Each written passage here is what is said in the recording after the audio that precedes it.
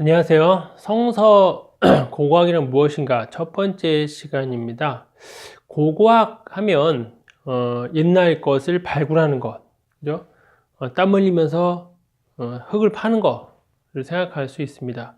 그리고 뭐 예전에 오래된 영화지만 인디애나 존스라고 하는 영화에서 고고학자가 어떤 유물을 찾아 떠나는 어떤 모험 이야기를 그리고 있습니다. 성서 고고학도 성서 시대에 있었던 고고학 유물을 발굴하고 그것을 성경 본문과 같이 비교 분석하는 그러한 학문입니다. 성서 고고학의 시작을 한번 보겠습니다. 성서 고고학이라고 하면 이제 성서와 고고학 그 두 용어의 결합이죠. 비블리칼 아케올로지라고 하는데요.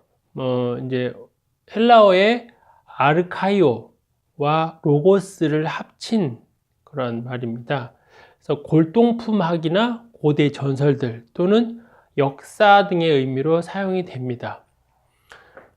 이제 이렇게 고고학이 이제 성서와 같이 붙으면서 성서의 시대적, 지리적 배경에 해당하는 유물들을 발굴해서 당시의 물질 문명을 구체적으로 확인하는 것, 그리고 고대 이스라엘 사람들의 생활을 재구성해 보려고 하는 학문입니다. 성경은 문서고요. 그다음에 이제 고고학은 문서도 다루지만 도자기, 비문, 비석, 또 뭐 어떤 건축물의 터 그런 것을 발굴하는 거죠. 성서 고고학의 범위는 그러니까 구약 성경이나 신약 성경이 다루고 있는 모든 그런 것들, 정치, 문화, 경제, 그 모든 것이 다 성서 고고학의 범위입니다. 근데 이제 구약 성경은 한 1000년 정도의 그 기록 기간이라고 하면 신약 성경은 길어야 100년. 그리고 이제 신약 성경이 이제 정경화되는 과정 하여봤자 한 200년 정도밖에 되지가 않습니다. 그러니까 초기 기독교 이제 신약 성경이 다루고 있는 초기 기독교보다 구약 성경인 히브리 성서가 다루고 있는 이 범위가 훨씬 넓습니다. 그리고 성서 고고학이 기틀을 닦은 사람들은 신약 학자보다는 구약 학자 그리고 이스라엘 학자입니다. 그러다 보니 구약을 다루는 분야가 성서 고고학 분야가 훨씬 더 넓게 되죠. 그리고 이제 고고학은 유물을 발굴하는 건데 신약 성경은 어떤 사건이라기보다는 예수님의 말씀, 그죠? 또 사도 바울의 이런 복음에 대한 논증들이거든요. 그러니까 사실 유물을 이 고고학으로 따지기에는 굉장히 어렵습니다. 제한될 수밖에 없는 거죠. 그래서 성서 고고학이다 그러면 신약보다는 구약 쪽이 더 많습니다. 비문, 석비, 부조물, 건축물, 벽화, 그릇, 무기, 장신구, 의복 등등 거의 모든 그냥 모든 고대의 유물들이 다 고고학의 범위에 그렇게 들어갑니다.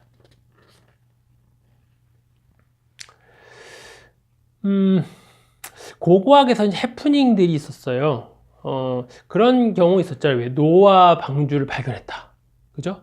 또 모세의 것으로 추정되는 미라를 발굴했다. 그리고 또 최근에는 출애굽 당시 그 홍해가 갈라지고서 이스라엘 백성을 지나가고 이집트 그 병거가 들어왔는데 물이 닫혀서 다 수상되죠. 그 시대에 이집트의 그 수레바퀴가 발견됐다라고 하는 이야기가 있습니다. 노아의 방주는 실제로 있었다. 이거 90년대에 있었던 건데요. 터키 동부의 아라라트 산의 경사에서 성서에 나오는 노아의 방주를 발견했다. 이런 참 기독교인들이 봤을 땐 참 반가운 그런 거죠. 또 이 뒤에 보면 보이시죠? 이렇게 방주의 모양인 거, 이것이 바로 노아의 방주다. 그렇게 또 주장하기도 합니다.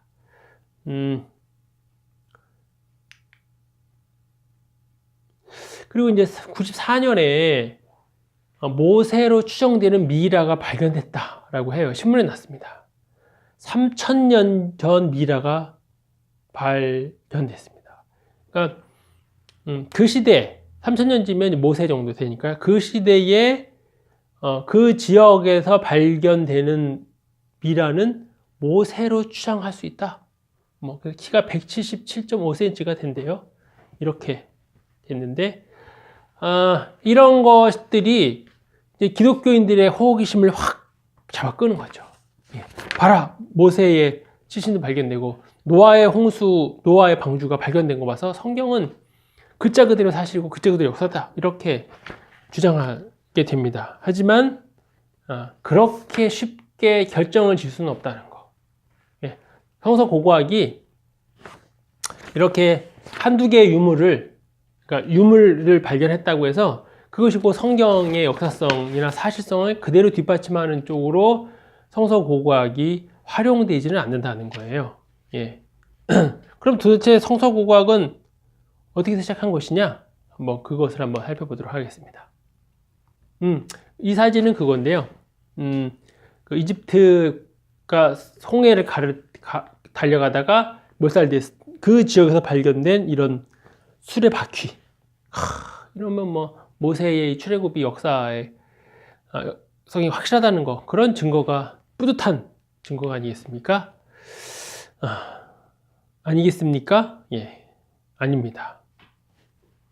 성서고고학의 시작을 한번 보겠습니다.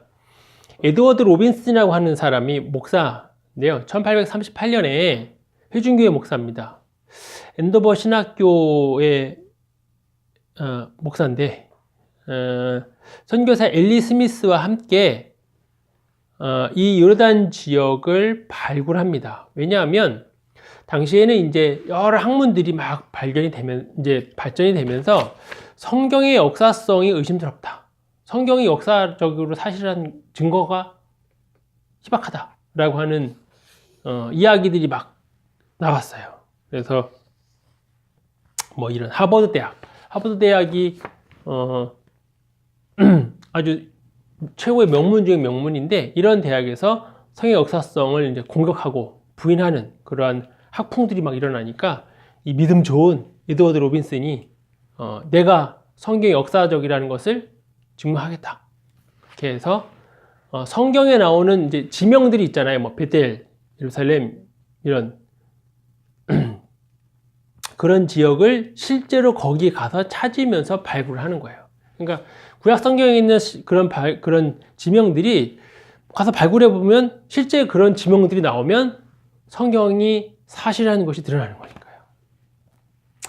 그래서 여러 지역을 줄자와 나심판으로 쫙 해봅니다. 그래서 찾아내요. 예. 예루살렘, 헤브론, 얏바, 베스안, 무깃도, 하솔, 라기스 등 수십 개 성경의 지명들을 확인합니다. 엄청 놀라운 사건이죠. 이분이 바로 에드워드 로빈슨입니다. 잘생기셨죠? 예. 이렇게 생각한다는 것 자체가 참 놀랍지 않습니까? 그래? 내가 직접 가서 한번 확인해 보겠다.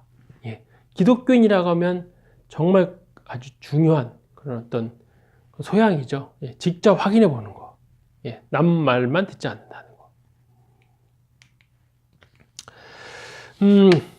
이렇게 이제 성경에 나오는 지명들을 직접 찾게 되니까 사람들이 또 관심을 갖는 거예요. 그래? 나도 한번 가보자. 그래서 영국의 왕립 팔레스타인 탐사 기금이 모아져서 체계적인 방법을 도입해서 1865년에 시작됩니다. 영국은 왕립 붙으면 다 좋은 거죠. 왕립 왕립 무슨 연극 학교인가 그런 것만 붙어도 좋고요. 왕립 무슨 과학회 하여간 왕립이 붙으면 엄청 좋습니다. 요르단 강가의 여러 발원지에서부터 남쪽의 네게부에 있는 브엘세바까지 세밀하게 지도를 작성합니다. 그래서 그 지도를 지형과 같이 해서 성경이랑 비교해 보니까 성경에서 묘사하고 있는 각 지역들, 지형들, 지명들이 거의 일치하는 거예요. 네. 아주 놀라운 그런 발견을 합니다. 성경이 사실이다. 그죠? 성경이 수천 년 전에 쓰여진 그냥 문서가 아니라 실제로 그 당시 사람들이 그곳에 살았던 사람들이 기록한 것임을 입증하게 되는 거죠. 1867년에 프랑스 영사관 일원인 찰스 클레르몽 가노라고 하는 사람이 신앙심이 있는 사람이었겠죠. 요르단의 디본에서 기원전 9세기경의 메사 비문을 확인합니다. 메사, 모압 왕 메사죠. 모압 석비라고도 부르고 메사 비문이라고도 부릅니다. 열왕기하 3장 4절 27절에 보면 이제 모압과 이스라엘이 항상 이렇게 좀 갈등 관계에 있었거든요. 그래서 이스라엘이 힘이 세면 모압이 굴복하는 거고 그랬는데 이 모압 왕 메사가 내가 이스라엘을 이겼다 하면서 너무 기쁜 나머지 승전비를 세운 거예요. 그게 바로 모압 비문입니다. 그것을 찾아낸 거예요. 이 클레르몽 가노가 놀라운 거죠. 또 1880년에 발견된 실로암 연못으로 알려진 기원사임의 비문을 해석하는 데도 영향을 미칩니다. 이 비문은 이제 열왕기 하에 보면 히스기야 왕이 아시리아가 침입해 오니까 옛날에는 그 성에서 제일 중요한 게 물이었잖아요. 그러니까 이 이렇게 포위되면 물을 끌어 나갈 수가 없으니까 미리 샘을 파서 도랑을 파서 예루살렘으로 이렇게 물을 끌어들인 거거든요. 그것이 열왕기하 20장 20절에 보면 기사가 나와요. 기원사에 물을 끌어들였다라고 하는 것인데 그것을 이 클레르몽 가노가 확인하게 되는 거죠. 그래서 이것이 바로 메사 비문입니다. 여기에 내가 이스라엘을 이겼다라고 하는 내용이 있고요.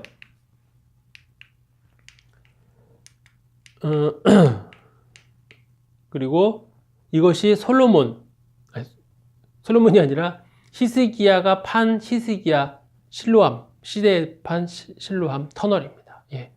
성경에 써 있었어.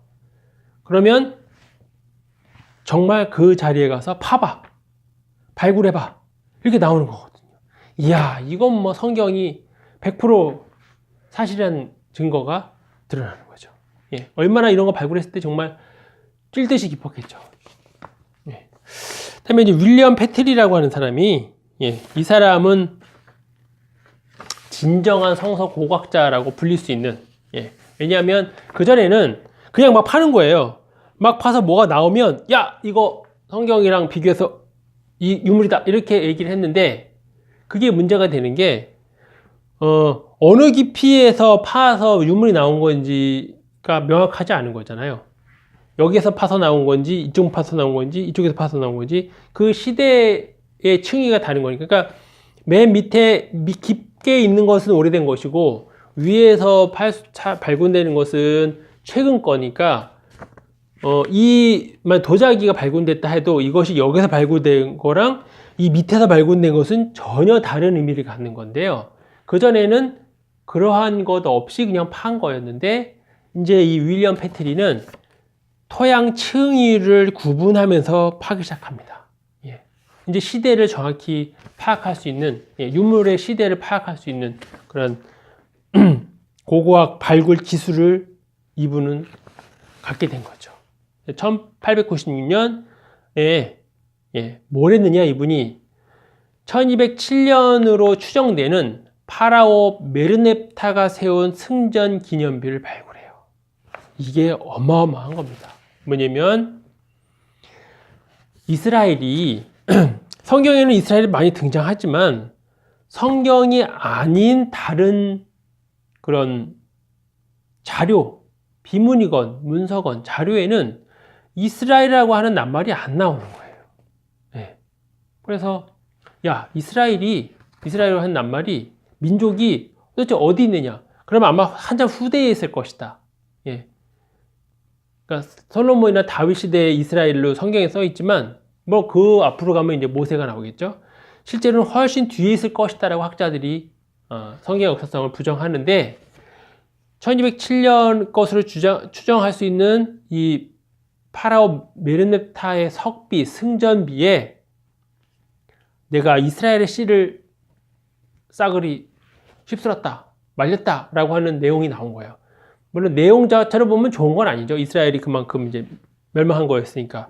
하지만 1207년에 파라오가 자기가 이겨놓고 승전비에 이스라엘을 언급할 정도였으면 이스라엘은 이것보다 더 빨리 시작된 것이었을 것이고 1207년대에는 상당한 권력, 세력을 가진 그런 집단이었다는 것이 증명이 된 거죠. 그래서 성경이 아닌 외부 자료에서 이스라엘을 언급한 최초의 자료가 바로 메르넵타 석비입니다. 예. 기억해 두시면 아주 좋습니다. 메르넵타 석비. 예. 이렇게 생겼습니다. 그래서 여기에는 내용이 있죠. 여러 군주들이 무릎을 꿇고 평화가 있기를 하고 말했다. 하지만 군주 9명은 고개를 들 수 없었다. 아스글론은 공격받았고 게셀은 점령당했다. 야람은 진멸당했고 이스라엘은 황폐된 채 모든 씨가 멸절되었다. 카르는 이집트로 인해 과부가 되었다. 뭐 이런 내용을 쭉 적혀 있습니다. 예. 뭐 이스라엘 입장에서는 유쾌한 내용은 아니지만 예.